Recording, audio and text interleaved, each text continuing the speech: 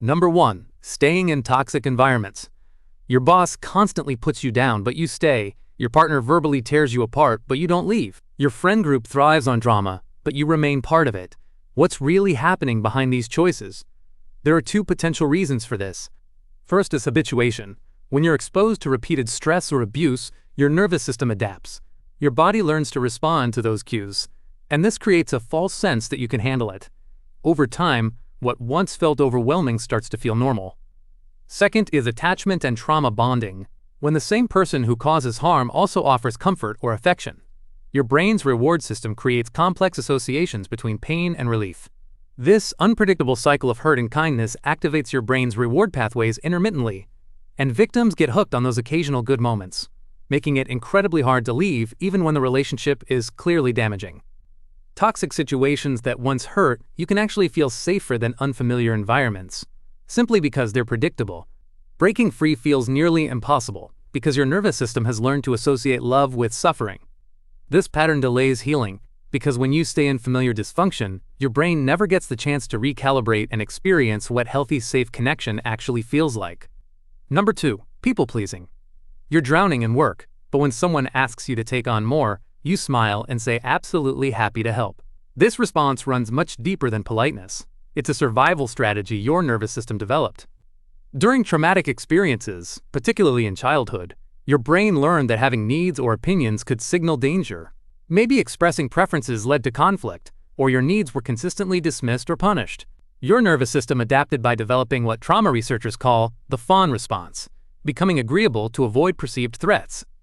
Neurologically, your anterior cingulate cortex, which processes social rejection, becomes hyperactive.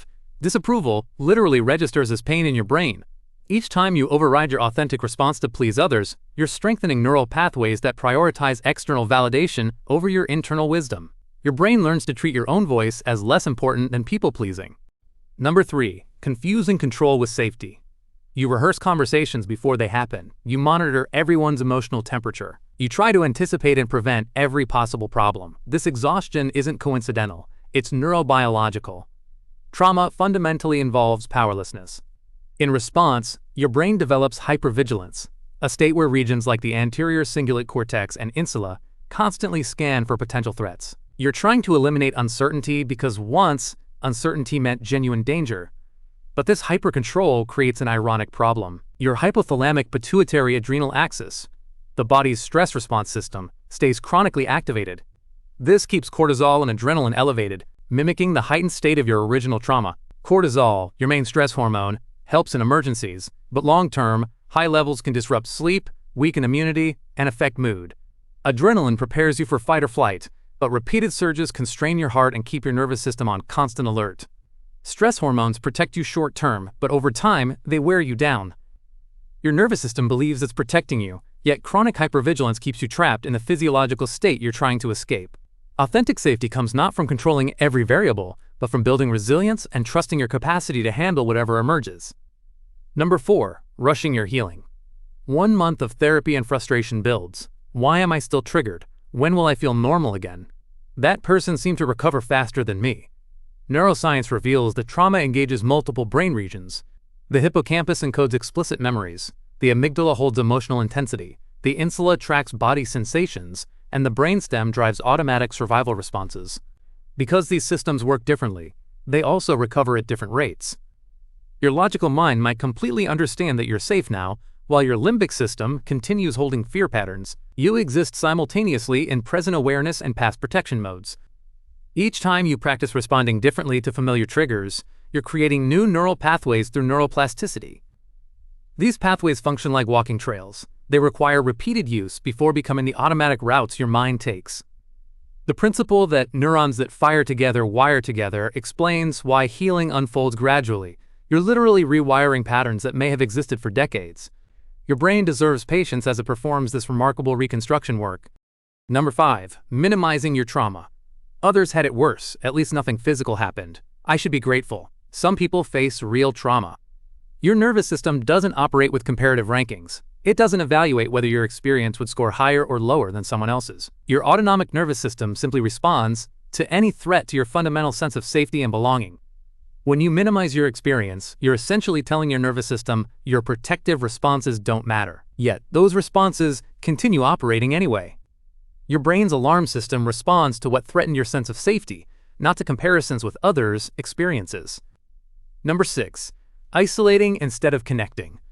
I don't want to burden anyone with this. Nobody would really understand anyway. I'm better off handling this alone.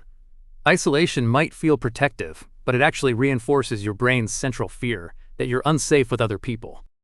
Human nervous systems are designed for co-regulation. We literally sync up with others through neural synchrony. When you spend time with emotionally safe people, your stress hormones naturally decrease, your heart rate variability improves, and your brain remembers how calm feels. Trauma often disrupts this natural co-regulation ability, making connection feel impossible or dangerous.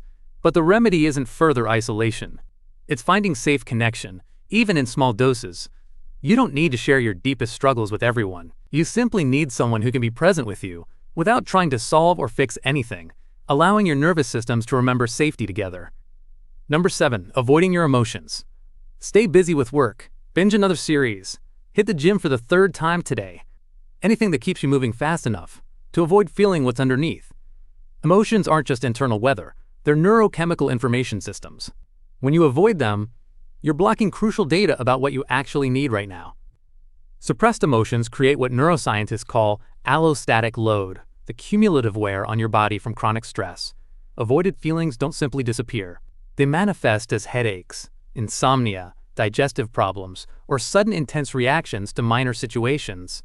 Your body keeps the score of unprocessed experiences, as trauma research has consistently shown.